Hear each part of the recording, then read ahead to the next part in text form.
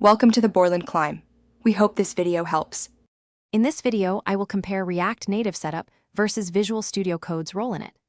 We'll dive into the fundamental requirements for building mobile applications with React Native, ensuring you have a solid foundation.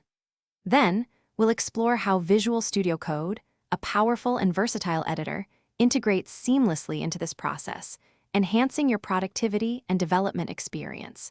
Get ready to optimize your setup for efficient mobile app creation. To begin your React Native journey, you'll first need Node.js, which powers your JavaScript runtime. Next, configure a mobile development environment.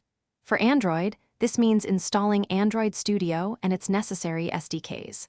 Finally, choose between Expo CLI for a quicker start or React Native CLI for more control, both essential for creating new projects. These foundational steps are critical for any successful mobile application development. Visual Studio Code significantly enhances your React Native development.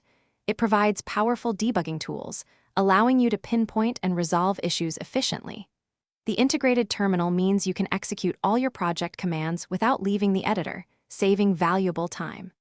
Furthermore, its intelligent code completion, known as IntelliSense, offers helpful suggestions, making your coding faster and more accurate. It's a central hub for your development. To truly supercharge your React Native workflow, leverage Visual Studio Code extensions. The React Native Tools extension offers invaluable features like debugging and command palette integration. Prettier automatically formats your code, ensuring consistency and readability across your entire project. Additionally, ESLint helps you enforce coding standards and catch common errors early, leading to more robust and maintainable applications. These tools are indispensable for efficient development. Thanks for watching. Consider subscribing if we helped you.